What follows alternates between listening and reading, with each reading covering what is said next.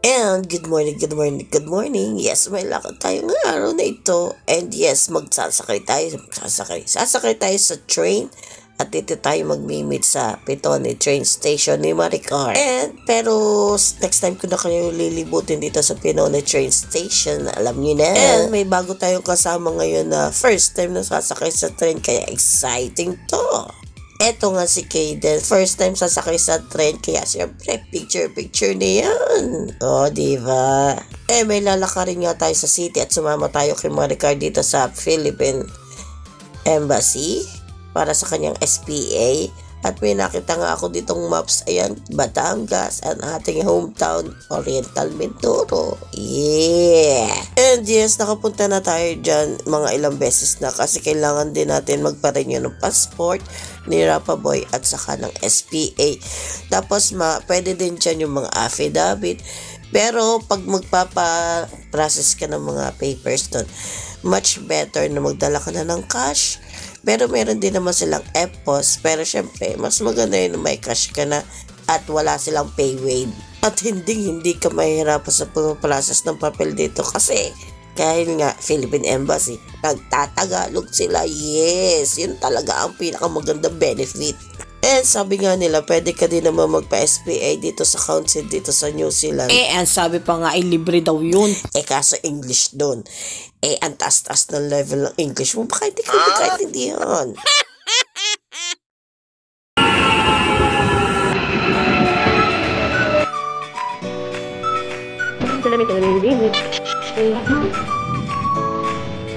Yes, ang ganda.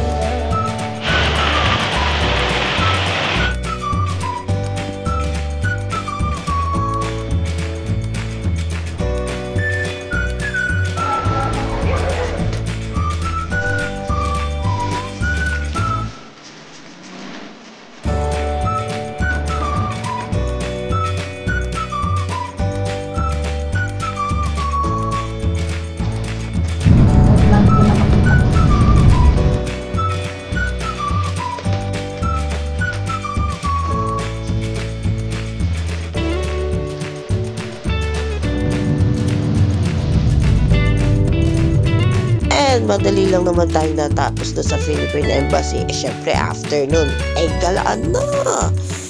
And pasensya na kayo sa aking boses at talagang hindi talaga umalis na nag-ubot si Paul. And yes, try natin pumasyal dito sa Capital Gateway. Ngayon lang natin nakita ito at may kapihan daw dyan at may shopping center. Pero wala naman tayong papili. Busog na naman ang mata.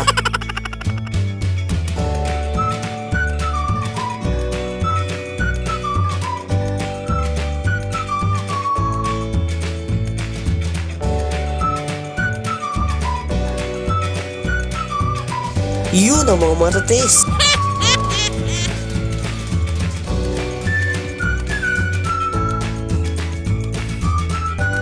Napadaan nga dahil din sa mga paamoy. Kaya nabili naman ako ng pabango namin ni Lolo. Sabi ko kay Rapa ba, share na lang sila. Wala na pira. And yes, 3 na yung ating special na pabango at talagang tinitipid-tipid ko talaga ito. Nagpe-prepare nga tayo at may pagsampa tayo ngayon at tingnan nyo naman ang aking blouse. Ganda-ganda na. Pink na naman. And yes, it's sales time ngayon dito sa aming bahay. At yan si Lolo, parang gusto na ng bata ito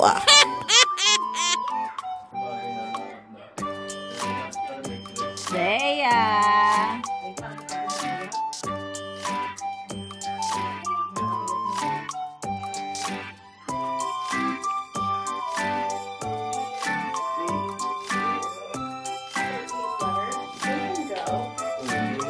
Wala na din.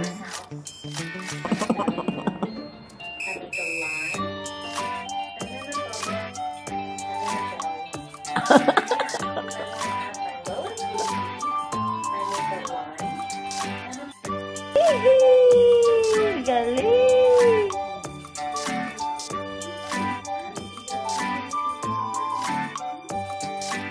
And kain muna tayo at tayo may pupuntahan. Nagyayaya si Lolo. At paglabas nga namin, may nakita kaming package.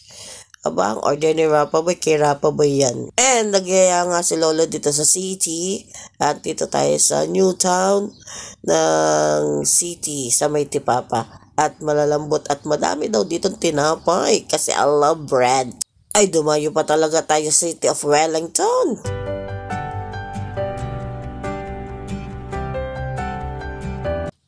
Oh, diva, ang sasarap. Tingin pa lang, kakagat-kagat na. And fresh pa talaga sila, may init. So, ito binili ko, ang apricot na medyo may tamis at asim. At ito nga yung binili ko kay Rapaboy, yung tumetrending na pistachio. Tapos meron naman ditong pistachio bread. At yan yung kay Lolo na may banana, na may tamis at asim din ng kaunti. And meron siyang parang Nutella na chocolate. Tapos nung isang beses kong punta dito, ito yung binili ko, yung cinnamon. Yes, I love cinnamon roll. Pero nag-try tayo ng iba naman. And yun lang talaga pinagsadya namin at ang ganda din dito. Minsan daw si Lolo hindi pala minsan, malimit ay andito si Lolo kasi malapit ka sa work nila sa city.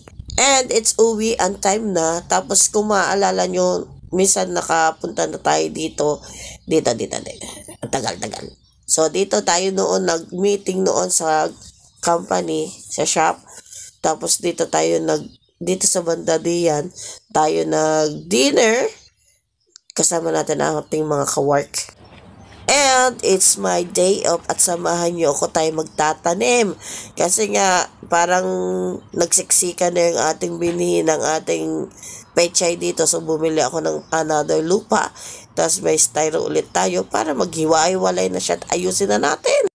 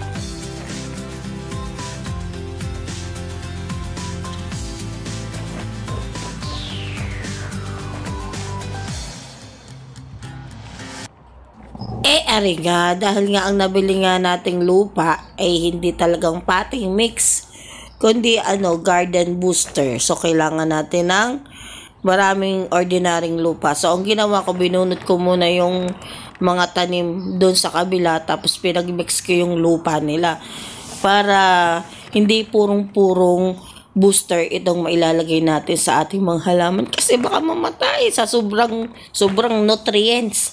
Masama din naman yung sobra-sobra dito. And ready na ang ating taniman, naging dalawa na sila and let's go na tayo.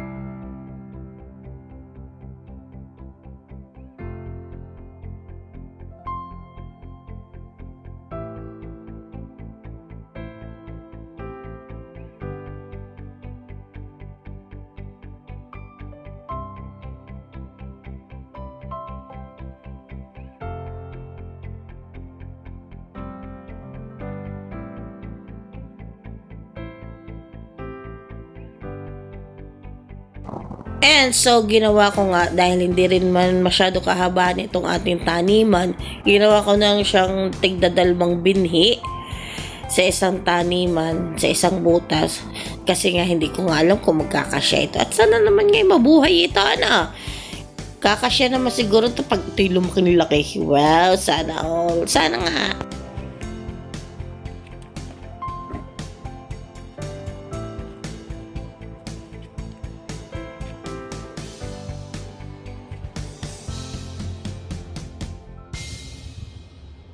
And dahil marami pa nga tayong natirang mga lupa, so pinaglalagyan ko ng garden booster itong ating mga kamatis at ang laguna nila.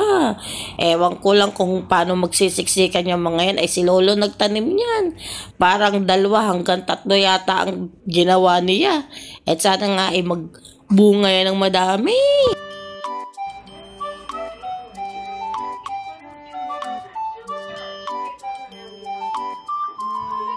Ay,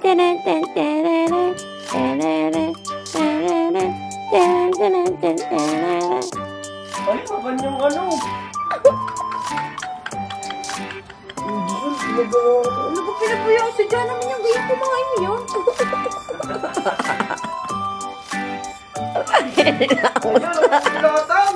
Tinamos na talaga.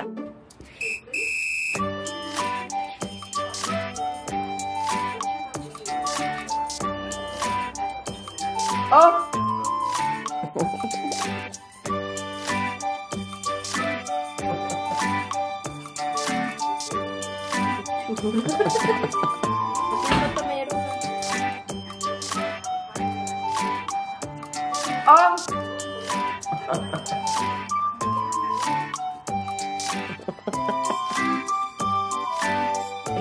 Bata.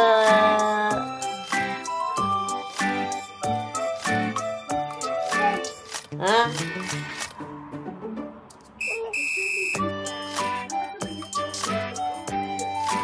And yes, minsan nga nagkakarga si Rapa Boy dyan sa batang yan si Seiya.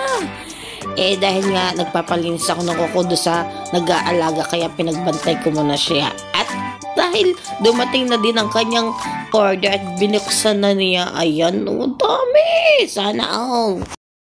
7:02 in the morning! Inalis ko yung flash para makita nyo kung gaano talaga kadilim yung ganyang kadilim. 7:00 na umaga. And parang ilang weeks na lang, o isang weeks. 1 week na lang or weeks. Mag-a-adjust na tayo ng oras. So, itong 7:00 ito, magiging 6:00 na lang ito ng umaga. Kasi nga, madilim pa talaga. Ayan o, 7:00 ng umaga. Pero maliwanag pa dyan sa aking cellphone. O yan. And that's all for today's video. Ayan muna ang ating ikikwento ngayon.